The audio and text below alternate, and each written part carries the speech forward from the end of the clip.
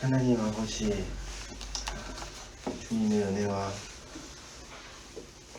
사랑을 주 말씀과 모임의 내용으로 기억하게 하시고 삼국케 하시니 감사합니다. 고단하고 곤고한 우리의 일상을 잠시 내려놓고 살아계신 하나님 아버지의 말씀 앞에 서고 그 진리 앞에 새롭게 되어지기를 원합니다. 아버지, 저희를 모든 진리와 은혜 가운데로 인도하여 주셔서 주님의 그 생명과 은혜가 어떻게 우리에게 홀아워 되었는지를 보게 하시고 그 봄의 눈으로 이 세상을 진리로 오롯이 살아가는 우리의 모든 삶들이 될 수 있도록 주님 인도하여 주옵소서. 내 백성아 바벨론에서 나와라라고 선언하신 그 주님의 선언의 내용, 바벨론의 현실이 어떠한 것인지를 목독해 하시고 우리가 희생제사를 드리고 있는 우리의 현실 안에서 어떻게 진리로 하나님 편이 되었는지를 발견하고 그 은혜의 양식을 먹고 살아가는 우리의 모든 삶들이 될 수 있도록 주님 인도하여 주시옵소서. 함께 우리 아버지의 말씀을 상고하고 은혜를 나누기를 원합니다. 저희들을 모든 진리와 은혜 가운데로 인도하여 주셔서 그렇게 선포되어지고 증거되어지는 말씀 속에서 하나님 아버지의 풍성한 은혜의 마음들을 나누고 그 은혜로 교제하는 우리의 시간이 될 수 있도록 인도하여 주시옵소서. 모든 것 주님께 의탁드리며 살아계신 예수님의 이름으로 기도하옵나이다. 아멘. 함께 나눌 하나님 아버지의 말씀은요, 계시록 2장 8절부터 11절입니다.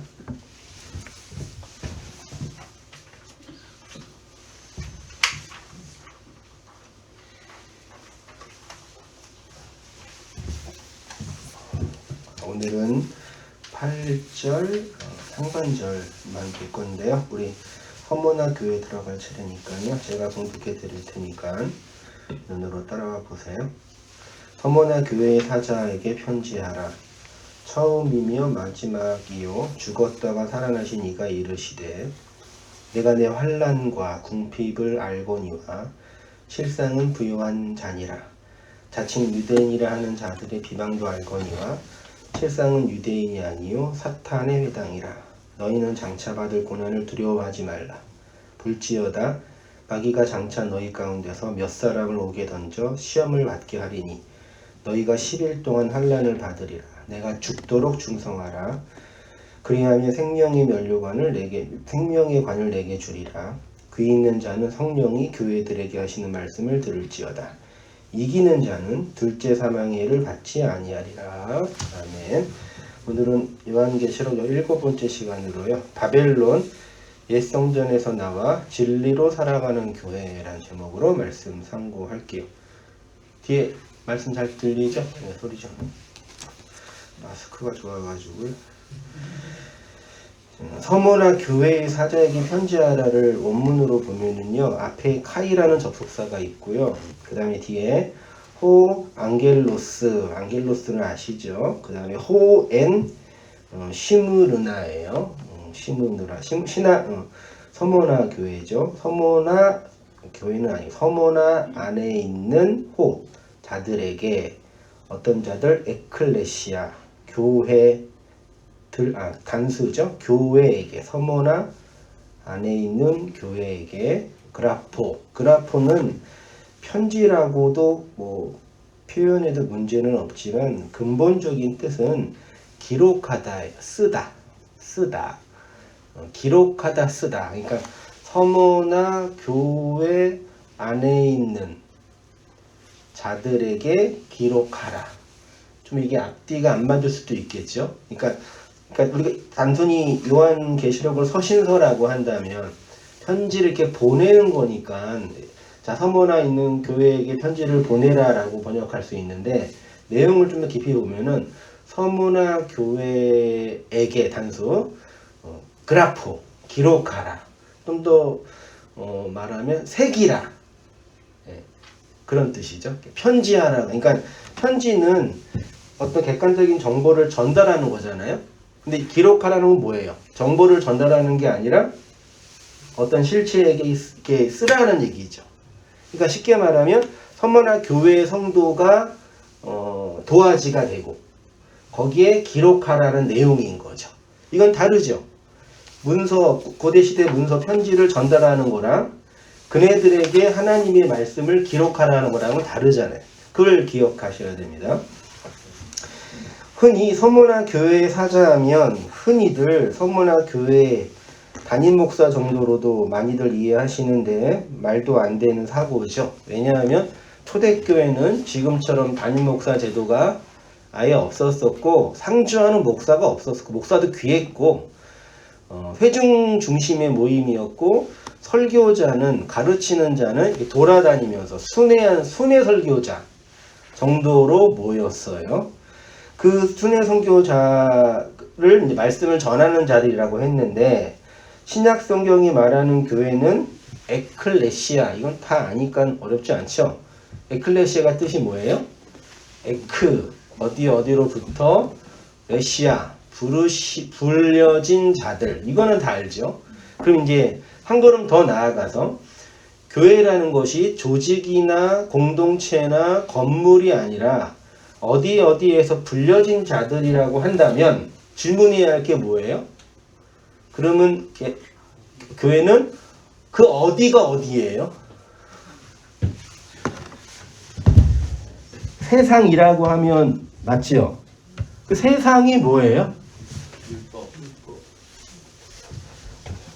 에클레시아가 뭐가 있나? 어디로부터잖아요.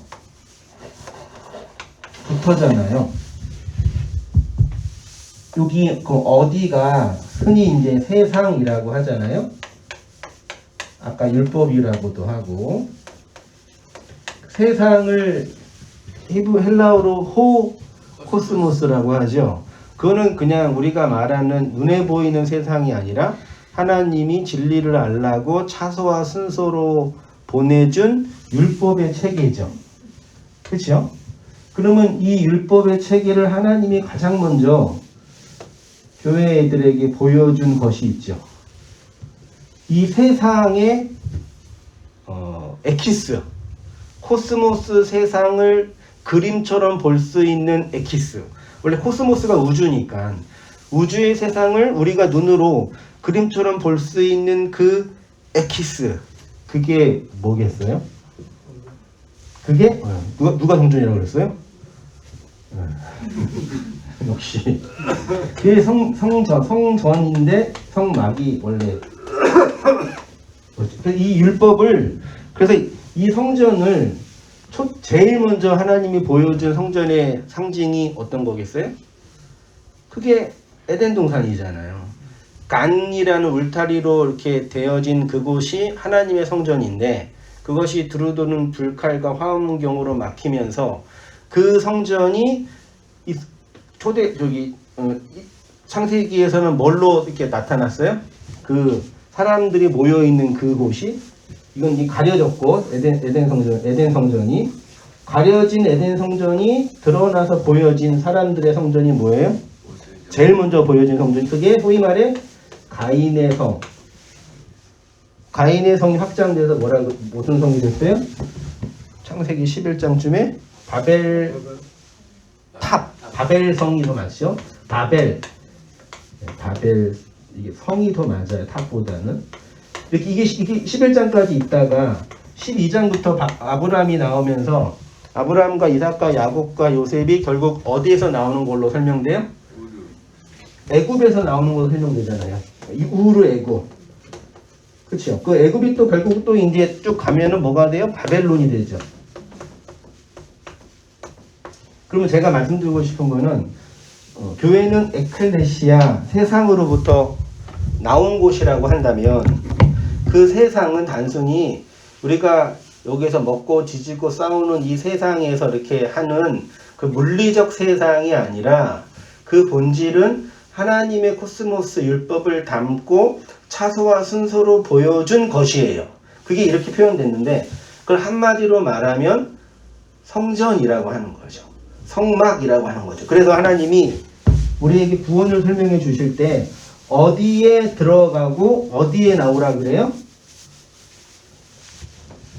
옛성전에 뭐하고? 들어가고, 옛성전으로 들어가고, 들어가서 뭐예요? 나오라고 하잖아요. 단순히 이 세상을 바벨론이라고 해서 계시록 18장에 있는 것처럼 바벨론이 뭐 나쁜 세상 이게 아니라 이게 성전의 내용이란 얘기예요. 보세요. 계시록 18장 1절이야. 이후에 다른 천사가 하늘에서 내려오는 것을 보니 큰 권세를 가졌는데 그의 영광으로 땅이 환하여지더라. 힘찬 음성으로 외쳐 이르되 무너졌도다 무너졌도다 큰 성 바벨론이여. 큰 성 바벨론이래요. 그게 어떤 곳이에요? 귀신의 처소와 각종 더러운 영이 모이는 곳과 각종 더럽고 가증한 새들이 모이는 곳이 되었도다. 이게 뭘 설명하는 거예요? 성전의 옛성전. 이해되시죠? 그냥 어떤 이렇게 이교의 세상이나 나쁜 세상이 아니라 구약의 옛성전이 이렇단 얘기예요. 3절 그 은맹의 진노의 포도주로 말미암아 만국이 무너졌으며 또 땅의 왕들이 그와 더불어 음행하였으며 옛성전에서 옛계명을 가지고 희생제사를 드리는 걸 예수님이 간음과 음행이라고 그러셨잖아요. 그렇죠? 상인들도 그 사치의 세력으로 치부하였도다 하더라. 또 내가 들으니 하늘로부터 다른 큰 음성이 나서 이르되 내 백성아 거기서 뭐요? 나와. 그럼 어디서 나와? 세상에서 나와. 정확하게 말하면 옛성전에서 나와. 옛성전에 들어가면 뭐예요? 희생제사들이죠. 희생제사는 간음이라고 했잖아요. 그것을 통해서 그게 무엇인지 알고 나오는 걸 구원이라고 그랬잖아요. 그래서 제가 옛날에 한번 하나님의 나라를 설명할 때 하나님의 나라는 하나님의 성전, 옛성전 안으로 들어가서 뭐 하는 거랬어요? 성전 안으로 들어가고 뭐 하는 거예요? 나오는 거라 그랬잖아요. 성전 맨 가운데 여기에 뭐가 있어요? 언약궤 지성소, 하나님의 보좌, 임재의 상징이 있죠? 성도가 안에 들어가서 희생자들을 통해서 여기 하나님의 임재를 경험하면 그걸 뭐라 그래요? 아우 영광이다 라고도 하지만 그걸 또 뭐라 그래요? 화로다 나요? 망하게 되었도다 그랬잖아요. 그걸 한마디로 뭐라 그랬어요? 죽음이라 그랬잖아요.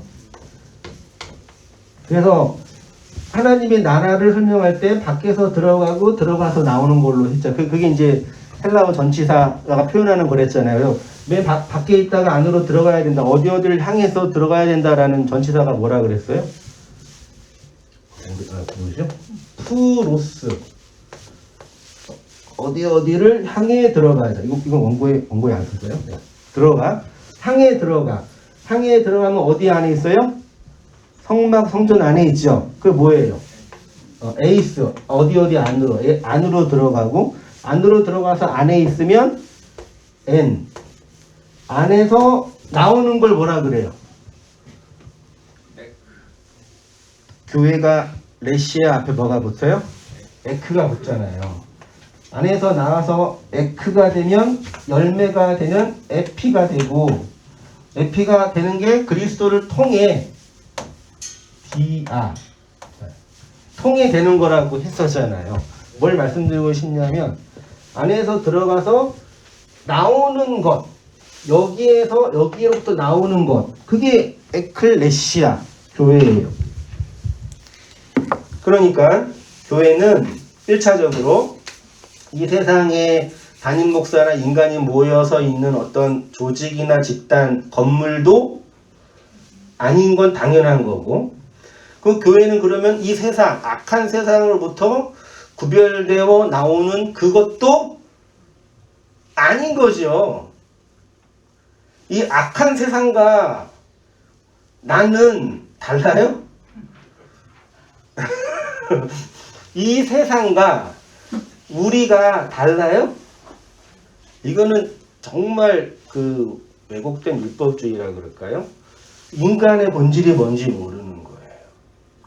그러니까 우리가 이 세상에서 나온다라고 할 때 그 세상은 사실 말로만 있는 세상이지 실제로 존재하는 게 아닌 거죠. 왜냐하면 내가 그 세상이고, 그럼 나오기 위해서 내가 그 세상에서 사실 뭐 해야 돼요? 사실은요. 실제로는 물리적으로 죽어야죠. 그래서 돌아가야지만 진짜 되는 거죠.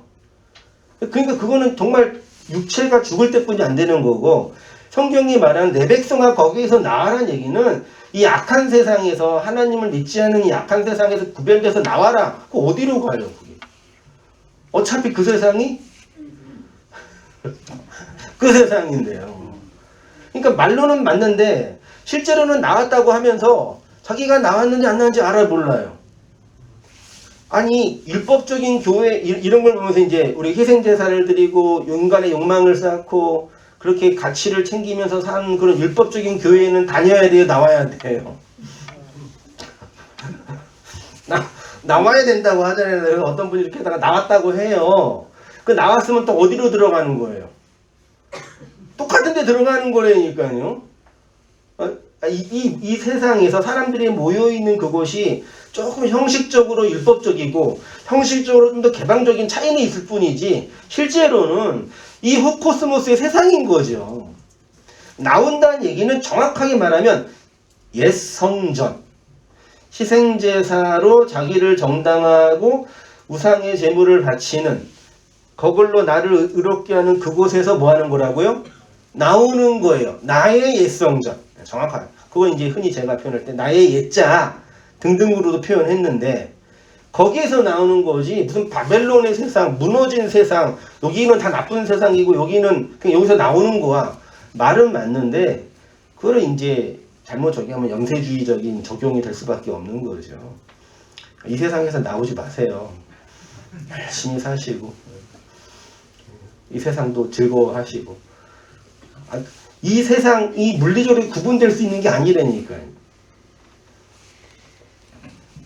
먼저 알아야 할 거는 그거예요. 옛 계명을 가지고 옛 성전 안에서 옛 말씀으로 희생자사를 드리고 있는 자들이 에크 불려서 나오는 자들이 레시아 교회라고 하는 거예요.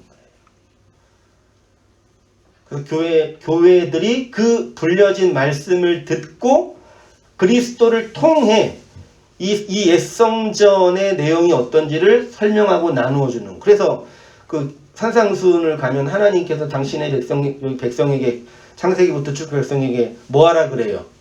건너오라 그러잖아요. 그 이스라엘 백성이 어디 건넜어요?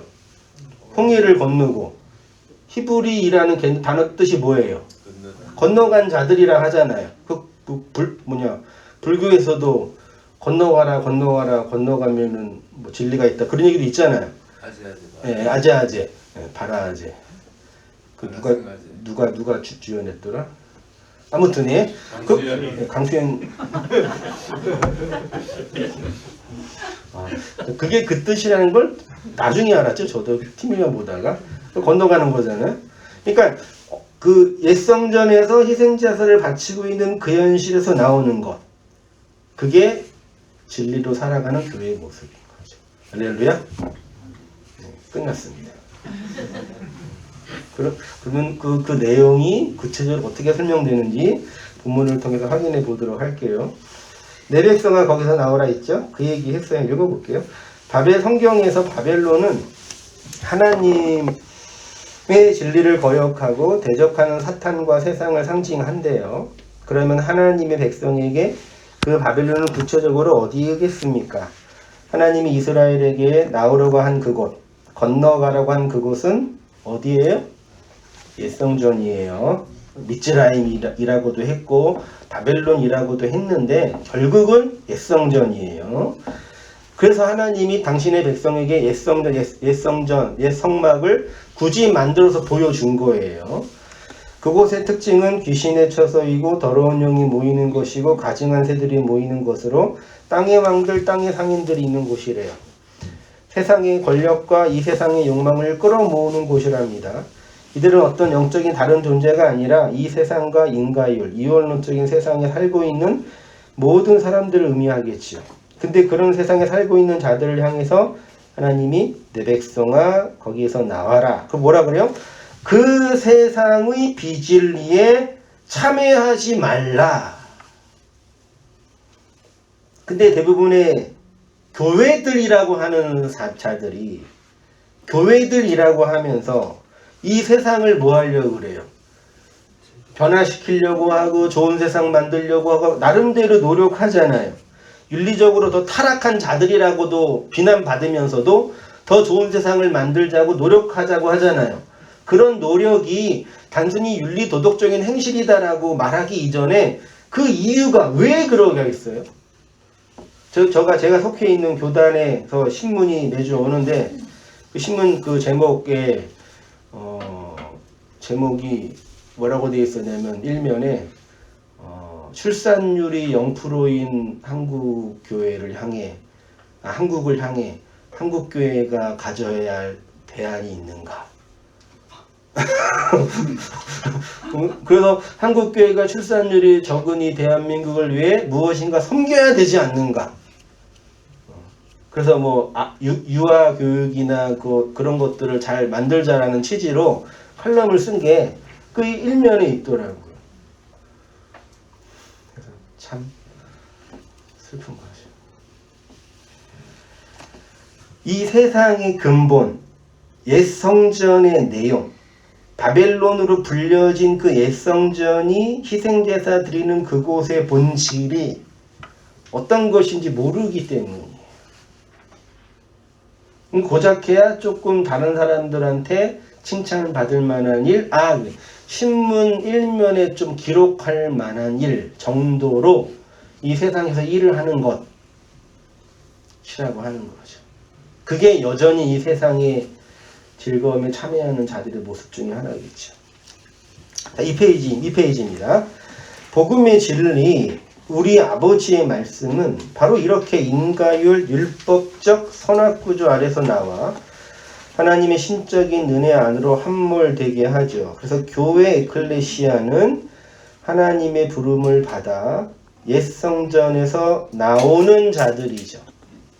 나온 자들이고 그들이 선악과 먹은 자로 선악구조에서 살다가 생명나무로 상징되는 하나님의 주권과 은혜 안으로 들어올 때 거기서 옛사람의 죽음, 타무트의 죽음을 경험하죠.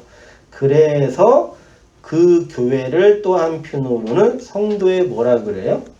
무덤이라고도 하는 거죠. 그 구약 시대부터 여기 계시록 여기 신약 서신까지 그 무덤에 대해서 쭉 설명해 주고 있는 거잖아요. 제자인 유다가 결국은 그 무덤에 갇혀지게 되고 무덤에 들어가게 되고 무덤을 설명하게 되고 교회가 바로 이 세상에서 진리로 부름을 받아서 죽어서 묻히는 성도의 무덤인 거죠. 이렇게 바벨론이라는 무덤에서 불려 세상 생명으로 살아나게 하는 것이 하나님의 구원이겠죠. 그러니까 서머나 교회는 이렇게 율법의 세상에서 옛 성전이 무너진 자들이 진리의 말씀을 듣고 그걸 알아서 그렇게 되어서 죽어서 나와 있는 서머나 지역에 모인 무리를 서머나 에클레시아라고 하고 그걸 복수로 안 쓰고 뭐로 쓴다고요? 단수로 쓴다고. 서머나 교회들이라고 하는 거예요. 서머나 지역의 교회가 하나만 있었다는 얘기가 아니라요. 서머나라는 명사를 해놓고 그 하나님 볼 땐 그냥 교회란 얘기예요. 근데 그 교회에게 오늘 그리스도가 부활하신 그리스도가 요한에게 뭐라 그래요? 편지하라고 하잖아요. 아까 말씀드렸죠? 편지는 그라포라는 동사예요. 편지하다. 편지가 영어로 레터니까 그 레터는 명사죠. 편지하다는 메이커 레터인가요? 아무튼 샌드워 레터인가? 이건 명사인데 그라포는 동사예요. 동사. 또 어떻게 돼 있더라?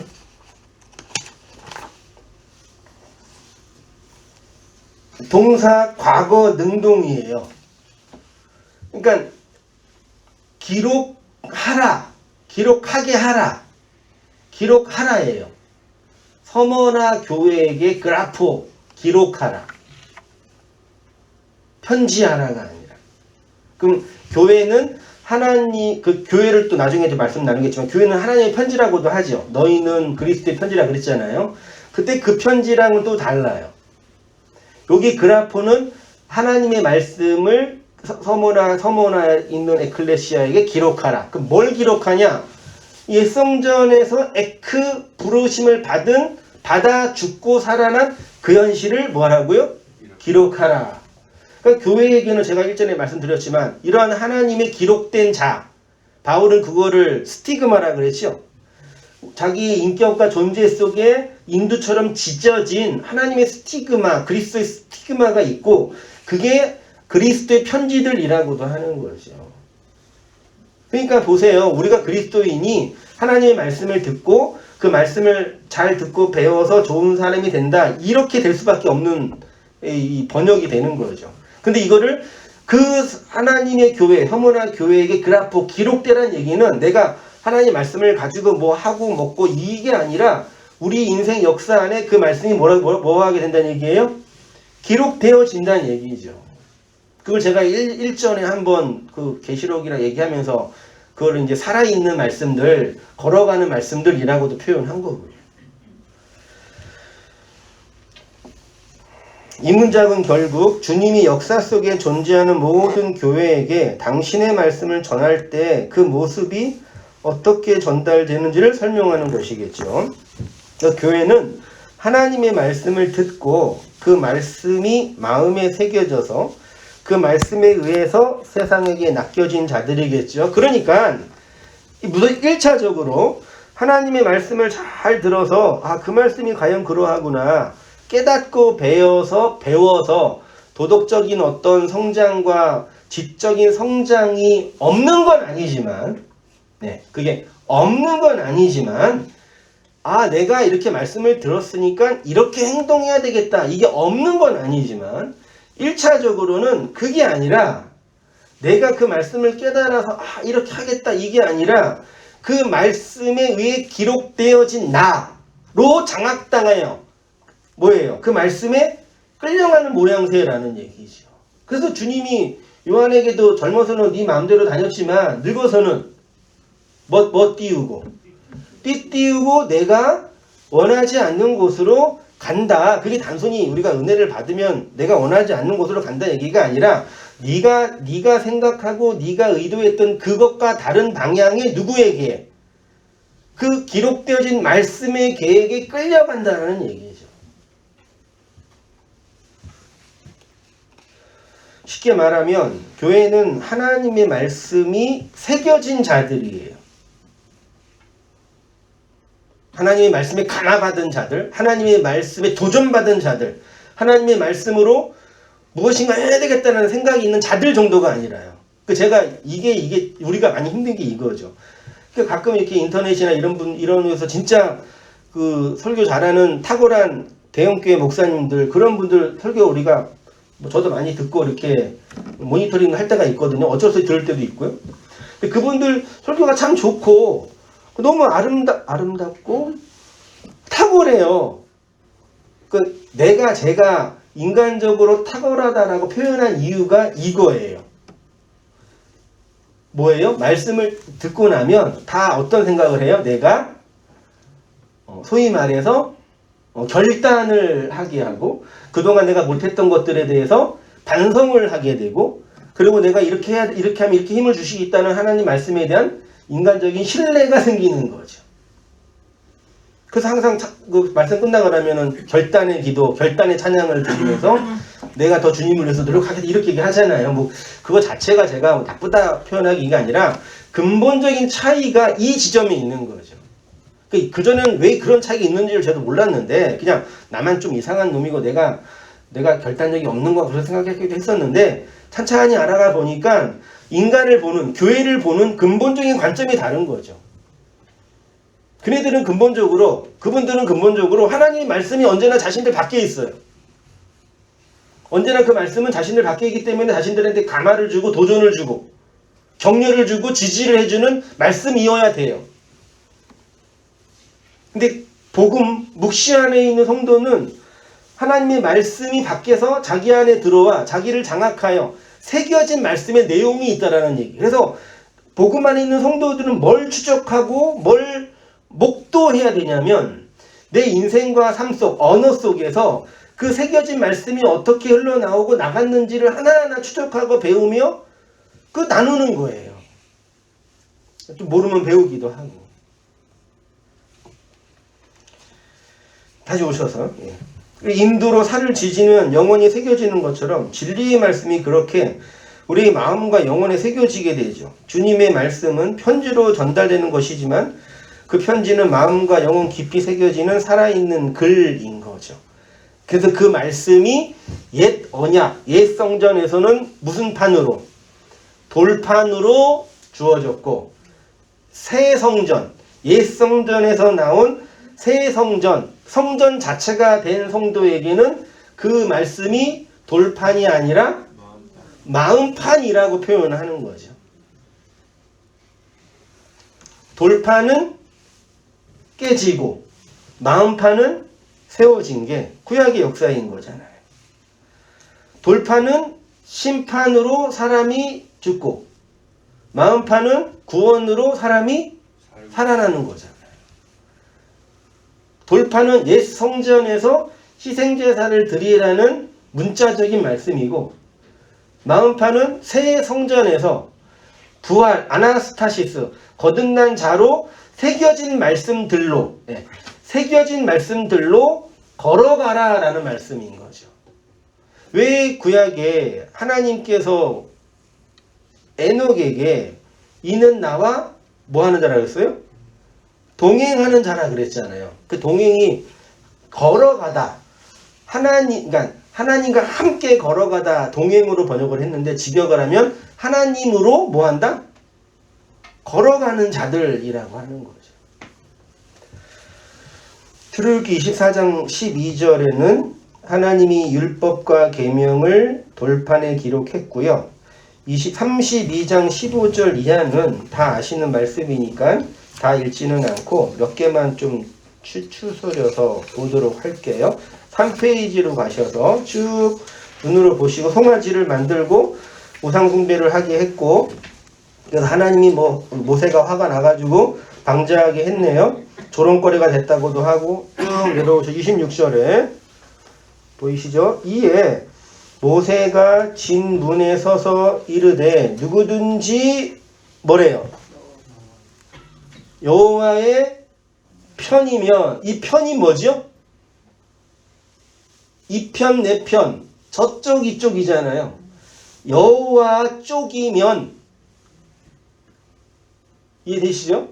지난주 말씀 기억하세요? 착한 나라의 나쁜 사람이 되겠어요? 나쁜 나라의 착한 사람이 되겠어요? 그냥 극단적인 예화입니다. 착한 나라의 나쁜 사람이 되겠어요? 나쁜 나라의 착한 사람이 되겠어요? 착한 나라의 나쁜 사람.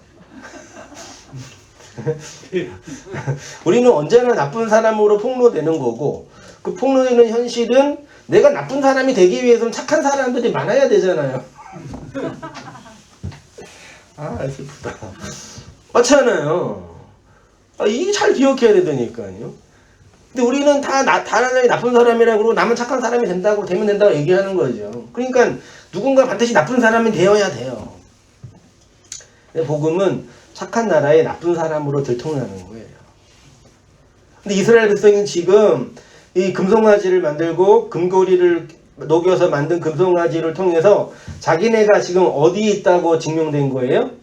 여호와의 반대편에 있는 자들로 폭로됐잖아요. 알잖아. 여호와 반대편에 있는 걸 뭐라 그래요? 그걸 사탄이라 그러잖아요.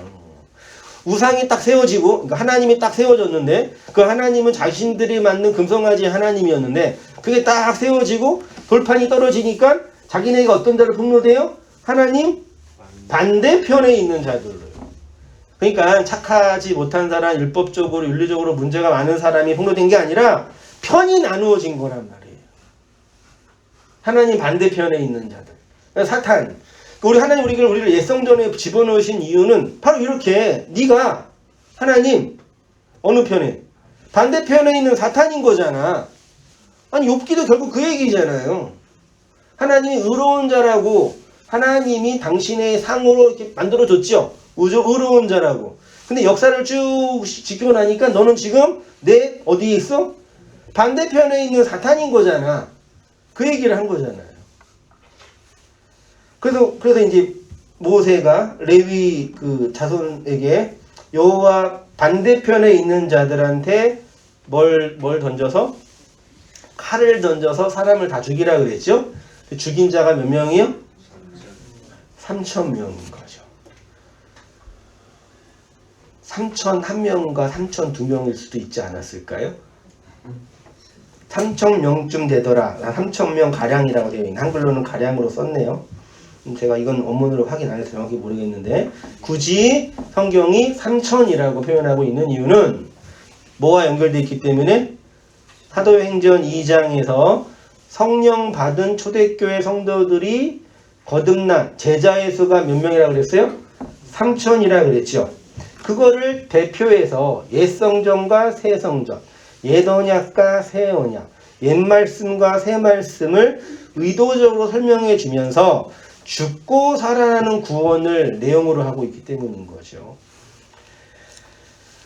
사도행전 2장 37절은 베드로의 설교가 쭉 진행되고 있고 예수 그리스도를 증언하며 세례를 받으라고 하면서 뭘 받으라 그래요? 핵심이 성령 받으라 그런 거죠. 그러니까 구약시대 때 창세기 32장에는 뭘 받았어요?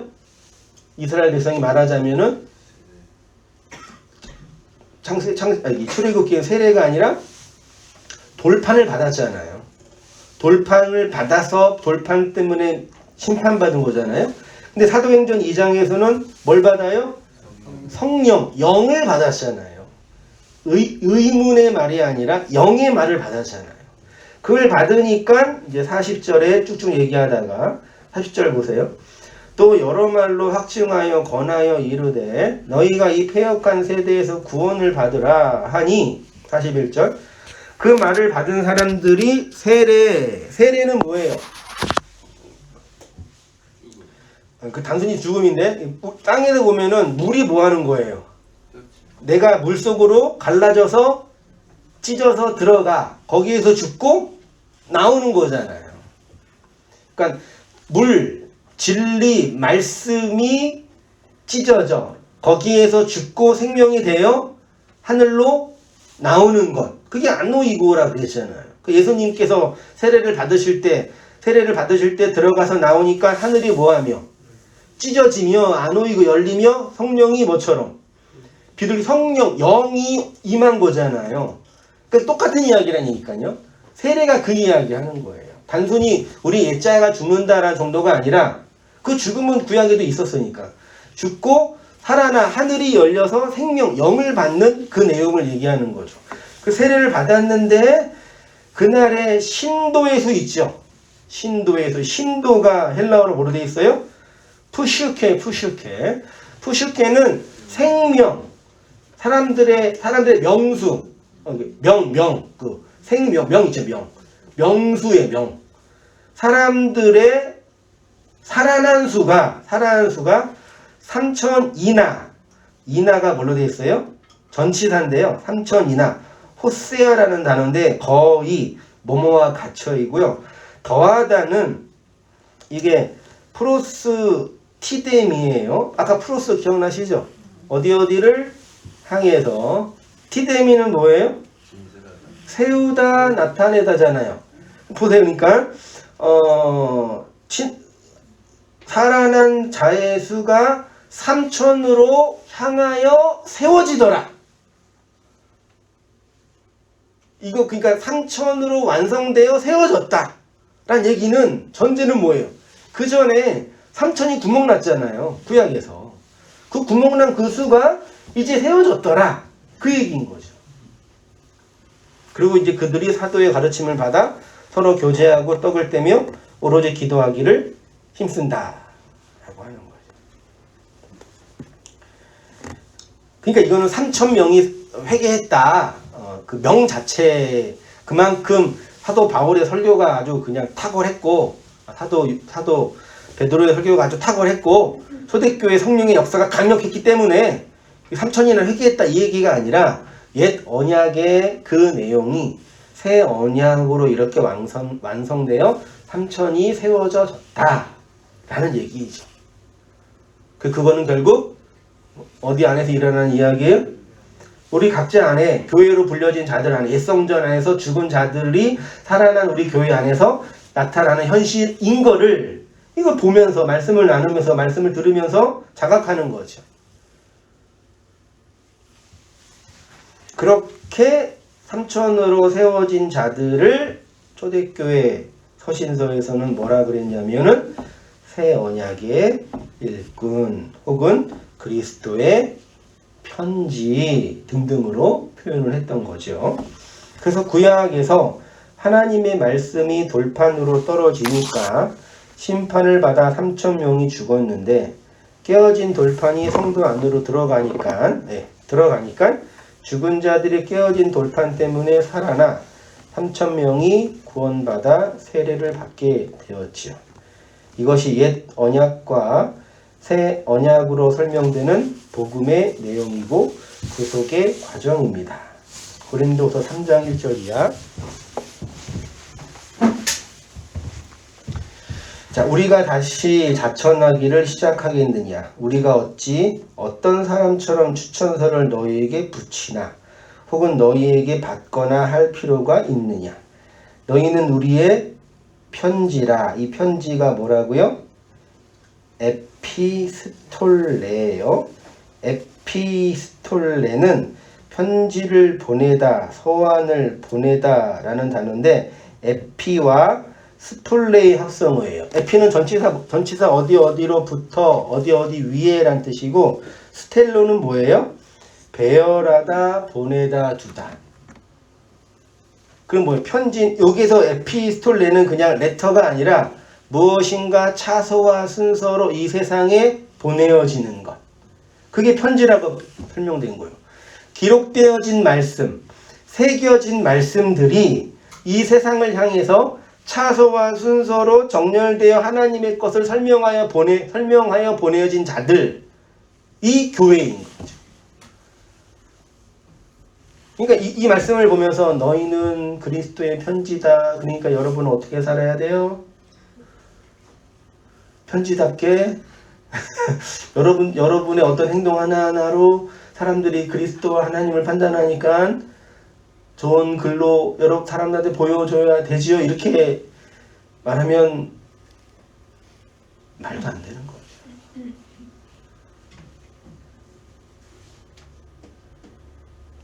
이게 크게 어려워요.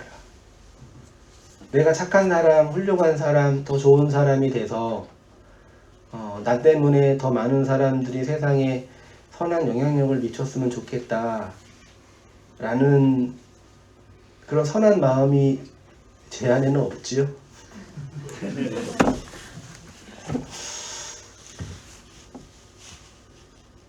이게 사람은요 죽었다 깨어나도 자기 의와 자기 이익을 위해서만 살아요. 믿으십니까? 자랑할 건 아니지만 사람의 이 존재 자체는요 자기 의의 확장을 위해 살아가요. 근데 이제 이렇게 종교나 도덕에서 네가 너만 위해 살지 말고 좀 다른 사람을 위해서 선한 영향을 미치면서 살아라라고 말하잖아요. 그거는 나를 위해 사는 방식이 점점 조금 더 아름답게 뭐하게 된 거예요? 포장된 거예요. 그래서 우리는 그런 사람들을 위인이라고 하고 훌륭한 사람이라고도 하고 영웅이라고도 해요. 제가 지금 그게 나쁘다라고 말하는 게 아니라 다 그런단 말이에요. 근데 복음은 그렇게 해서 내가 선한 영향력을 미치고 착한 사람이 되도록 이끌어서 너의 그 헌신과 수고로 너를 만들어 주겠다라고 하지 않고요. 우리는 이 착하고 아름다운 세상 하나님의 나라에서 끊임없이 불결하고 악한 자고 나의 가치와 욕망만을 위해 살아가는 자라는 게 계속 폭로되고 드러나는 과정들을 겪어요. 그 옛성전에서 죽는 거잖아요. 그렇게 끌려가고 새겨진 자로 들어가서 하나님이 누군가에게는 그 하나님의 말씀이 새겨진 자로 또 들어가는 거죠. 그러니까 여러분 보세요. 가장 착하게 사세요. 가장 거룩하게 사세요. 가장 아름답게 사세요라고 주구장창 주장하는 데가 어디예요? 교회이고 뭐 절간이고 뭐 종교단체잖아요. 그런 데가 가장 사실 어떤 의미에서는 지저분할 때가 많이 있잖아요. 역사적으로도 그렇고. 아니 교회나 종교단체를 비난하면 그러니까 이 기업, 이 세상은 사실 뭐 이런 종교나 정치보다는 사실 자본이 짱이잖아요. 자본을 갖고 있는 기업이 이 세상한테 선한 영향을 주고 사람들한테 사회 문화를 끼친다고 많이 하잖아요. 네. 근데 그네들의 그 본질, 존재의 본질은 뭐예요? 이윤 추구잖아요. 그 사회 사업이나 그런 광고가 이윤 추구에 도움이 안 되면 해요, 안 해요? 안 하지요. 그것도 다 사업을 확장하기 위한 전략 중에 하나고, 그렇게라도 해서 얼마라도 받는 게 사람들의 도움이 되니까 하라고 격려하는 거죠. 안 하는 것보다 낫다고 하니까요. 아니 선교를 그런 식으로 하는 게 선교라고요? 복음 전도를 그런 식으로 하는 게 복음 전도라고요? 차라리 그럴 시간이 있으면 옛 성전에서 내가 바벨론의 욕망으로 살아가고 있는 나 잘하는 걸 말씀 한 절 한 문장을 통해서 더 깊이 보는 게 더 선교에 도움이 될 거라고 저는 믿습니다. 뭐 교회 성장에는 도움이 안 되겠지만. 그래서 굳이 구약 성경이 그렇게 옛 성전에서 죽은 자들, 새 성전으로 살아나는 자들을 설명해 주고 있고, 그들을 바울은 그리스도의 편지라고도 표현했죠. 2절 다시 보세요. 우리는 우리의 편지라 우리 마음에 썩고 못사람이 알고 있는 바라. 너희는 우리로 말미암아 나타난 그리스도의 편지니 이는 먹으로 쓴 것이 아니요 오직 살아계신 하나님의 영으로 쓴 것이며 또 돌판에 쓴 것이 아니요 오직 육의 마음판에 쓴 것이라.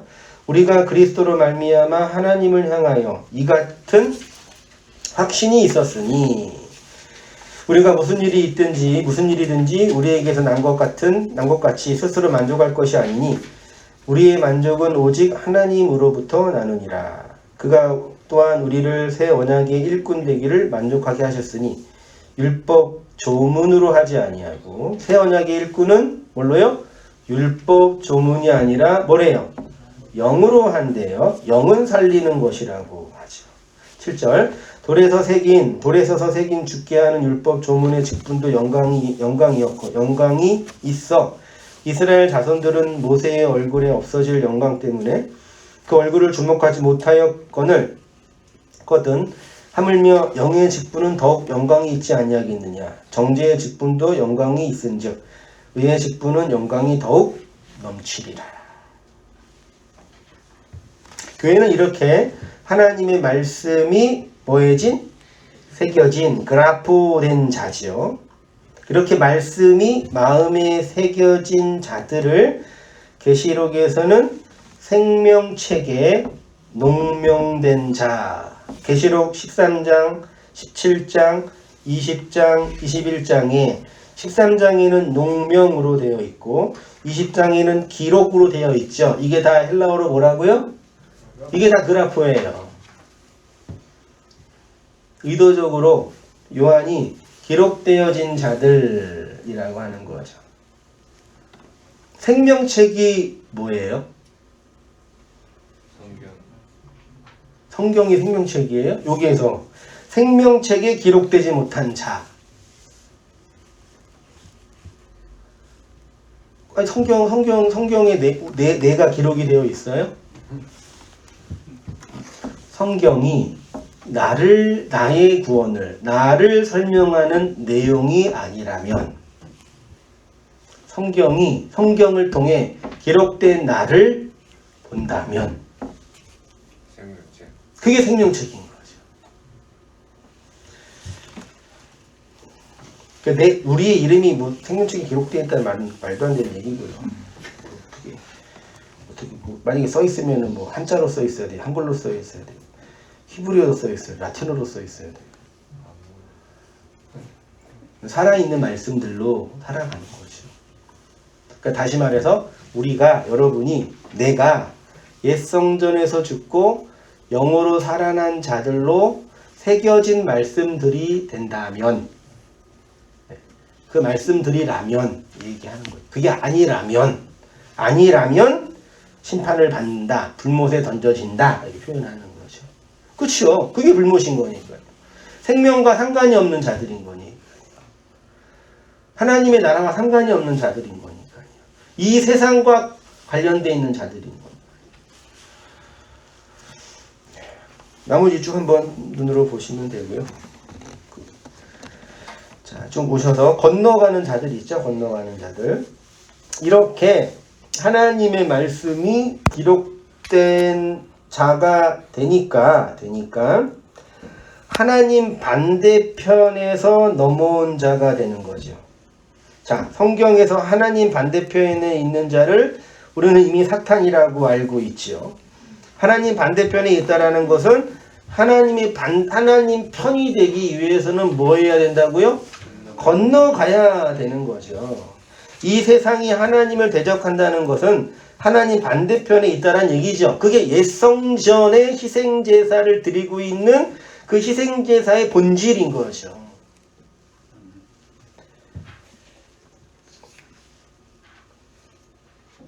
하나님이 율법의 세상을 만들어 놓고 우리를 하나님 반대편으로 던지신 이유는 뭐겠어요?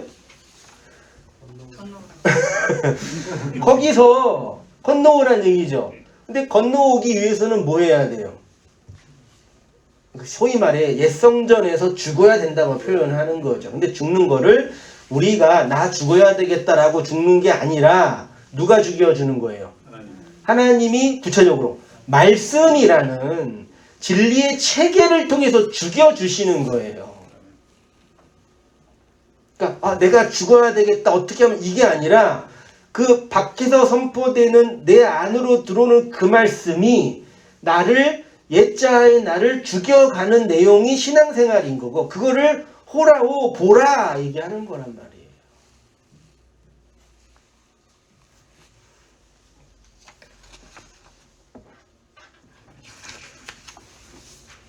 정확하게 우리가 나누었던 욥기가 이 복음의 원색적인 이야기를 선언하고 있었던 거죠.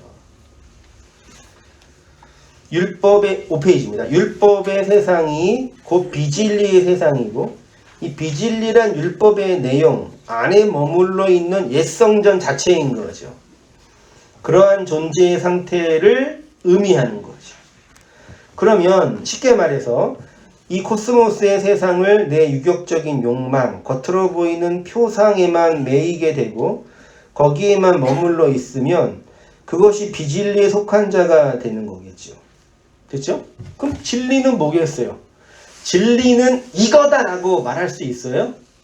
내가 곧 길이요 진리요 생명이냐 할 때 진리는 이거다 할 때 그거는 내가 진리다 예수님이 말한 거는 그러니까 예수님이 진리 자체라는 그 표현이기도 하지만 이 진리는 이거다 딱 정의하는 게 아니라 이런 거예요. 진리는 이 율법의 세상, 껍데기의 세상, 하나님 반대편에 있는 세상이서 죽고 나오는 그 현실이 뭐라고요? 그게 알레테이아. 알레테이아가 원래 헬라어에서는 망각의 강을 건넜기 때문에 이전 것을 기억하지 못한 그 상태가 비진리잖아요. 테이아, 망각의 강을 건너서 일로 넘어온 거를 뭐라 그런다고요? 그걸 진리라고 하는 거예요. 진리라는 단어 헬라어 자체도 강을 건너는 이야기가 있다니까요.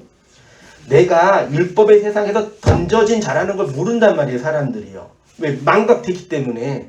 그렇죠? 그걸 모르고 이 세상이 전부인 양, 이 희생제사, 옛성전에서 자기 욕망을 챙기는 이 살인과 간음의 현실이 우리 인생을 확장하는 것인 양 믿고 살았는데 어느 순간 그 망각이 깨트려지고 뭐가 번쩍 들어온 거죠.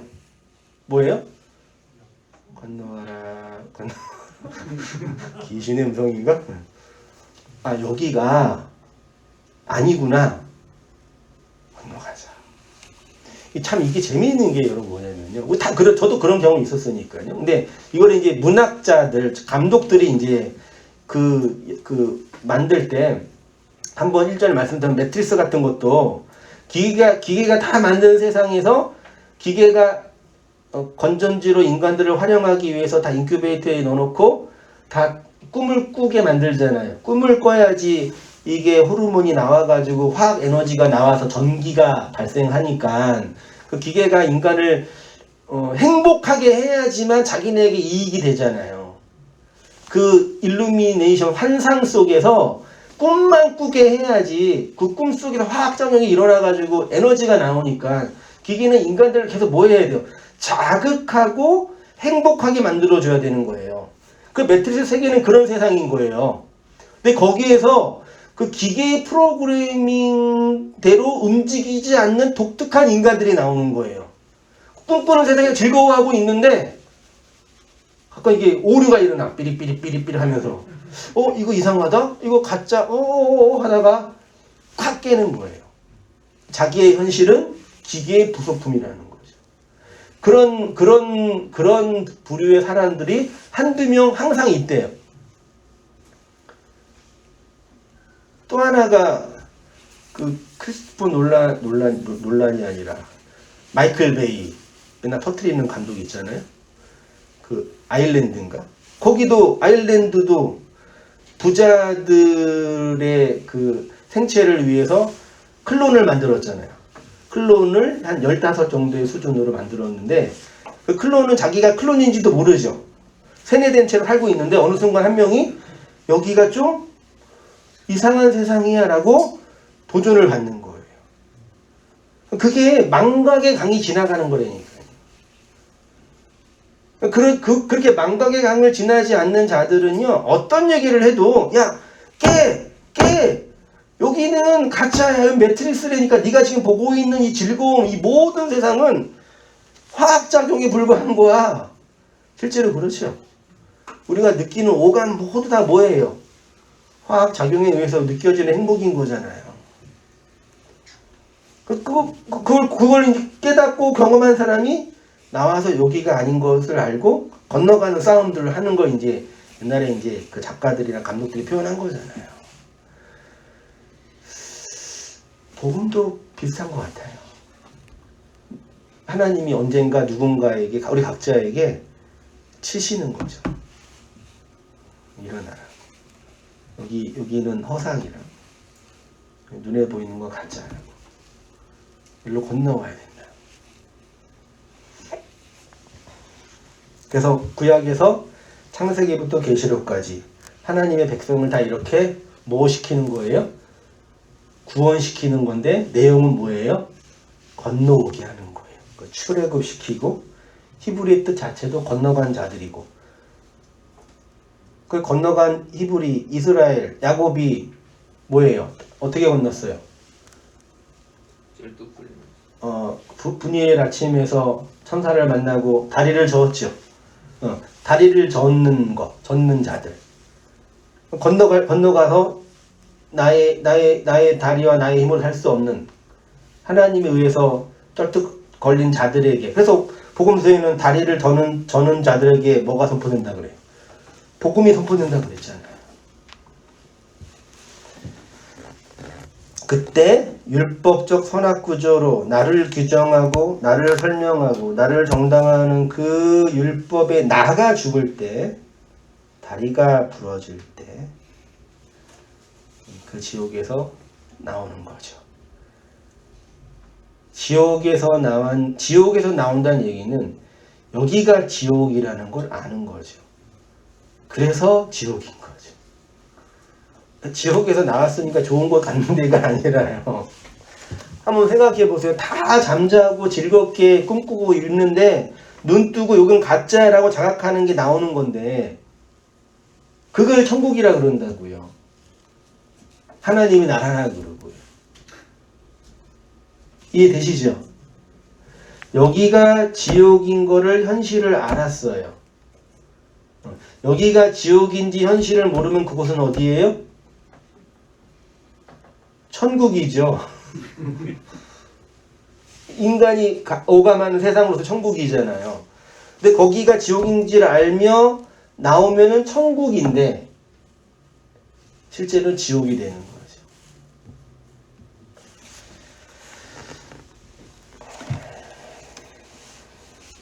그때 율법적 혼합구조로 나를 규정하고 나를 설명하고 나를 정당하는 그 율법에 나가 죽을 때 율법의 지옥에서 나오는 거죠. 그러니까 성도는 하나님의 말씀 안에서 이렇게 호라오 본 자들은 이런 이런 기쁨도 있으면서 반대로 복음적인 상실감과 고단함도 있게 되는 거죠. 그래서 이 신주한 이스라엘 백성은 애굽의 부추와 마와 파와 고기가 더 좋았더라. 난 차라리 그냥 인큐베이터 들어가서 그냥 꿈만 꾸면서 건전지나 만들면서 사는 게 좋을 뻔했는데 왜 나를 끄집어내가지고 이 힘들고 공고한 세상에서 이 개고생시켜. 그렇게 되는 거죠. 그런 일도 있었던 거죠. 그걸 자각하는 거죠. 그게 비진리의 세상에서 진리가 되는 성도의 모습이에요. 그러니까 나는 진리가 됐다, 건너갔다, 된 거죠. 됐어요. 근데 그게 뭐 특별하게 다른 사람에 비해서 뛰어난 그 무엇이 있고 어떤 도덕적이고 지적인 어떤 영향력이 높아져서 고차원의 어떤 수준이 되고 그렇게 자유할 필요 없다니까요. 나는 좀 깊이 알아가지고 이미 자유했어. 그럴 필요 없다니까요. 그러면 마지막에 마치겠습니다. 서머나 교회를 해방했던 유대인 사탄의 회당의 핵심은 무엇이겠어요? 그렇게 하나님이 주신 성경 문자를 육체로 지켜야 할 옛 계명, 옛 성전의 희생 제사로 열심히 드려 성경을 그렇게 네가 지킬 수 있는 그 시대의 문자와 언어로 지키려고 노력을 해. 다들 똑같이 그렇게 하고 있는데 뭘 특별하게 봐. 그냥 적당하게 희생제사 드리면서 적당하게 하면서 살아. 그러면 하나님이 너한테 복을 주신다니까. 그게 뭐라고요? 사탄의 회당이래. 정 안 되면 그냥 하나라도 열심히 지키려 노력을 해. 그러면 하나님 좀 봐주실 거야. 얼마나 무서워요. 그렇게 해석하여 그걸로 스스로의 자기의 행위의 규범을 만들고 자기의 유격적인 삶, 코스모스의 이 삶을 정당히 하려는 모든 인간의 시도를 제가 통전적으로 율법주의라고 표현한 거고, 기복주의나 신비주의는 이런 율법주의에서 파생된 인간 번영의 운동인 거죠. 그네들의 치명적인 한계는 뭐예요? 지금 오늘 설교와 비추어 볼 때요. 착하게 사는 게 나쁘겠어요? 말씀으로 성경으로 인간관계의 위로를 받는 게 나쁘겠어요? 그게 왜 나빠요? 좋죠. 치명적인 문제는 건널 필요를 못 느끼게 해서 영원히 거기서 개돼지로 살게 하는 거죠. 매트릭스 세계의 건전지로, 클론의 세계의 장기 기증자로, 고기 덩어리로 살게 하는 거예요. 누가 그래요? 설계자가 그래요. 거기 주인들이 그러잖아요. 건널 필요를 느끼지 못하게 해요. 근데 복음은 끊임없이 칼처럼 예리한 바늘처럼 우리를 베고 찔러서 자각하게 하죠. 일어나. 아니야. 여기 허상이야. 희생제사 드렸으면 나와. 그걸로 안 돼. 열매가 나와야 돼. 라고 말씀하시는 거죠. 그 거대한 종교적 정치적 세력이 예수님과 초대교회 당대 유대교의 종교적 집단으로 있었죠. 그래서 예수님은 평생에 걸쳐서 누구랑 싸웠어요? 유대교랑 싸우고 유대교를 자신의 육체로 부서뜨리고, 사도 바울은 자신의 그 신학, 그리스도의 신학으로 유대교와 변론하면서 주의 백성들을 세워갔고, 요한은 그 마지막 하나, 하나님의 은혜에 완성될 성도의 마지막 하나를 증거하면서 사역을 했던 거죠. 이건 오늘도 동일하게 우리에게도 나타나는 현실인 거예요.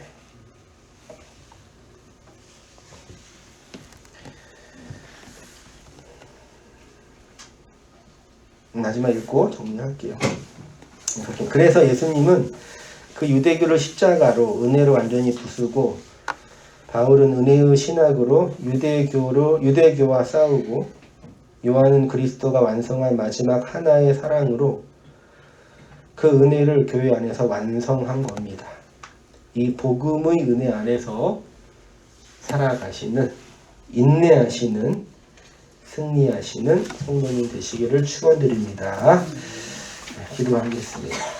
하나님 아버지, 우리가 이 역사와 인생 안에서 환난과 궁핍의 실상을 그리스도의 그 말씀의 부요함으로 보게 하시고, 하나님 건너편에 있는 자들이 하나님 편으로 건너와 생명의 내용을 얻게 하셨사오니, 그 은혜를 말씀으로 들으며 살아가는 모든 주의 백성들이 다 되어지도록 주님 인도하여 주시옵소서.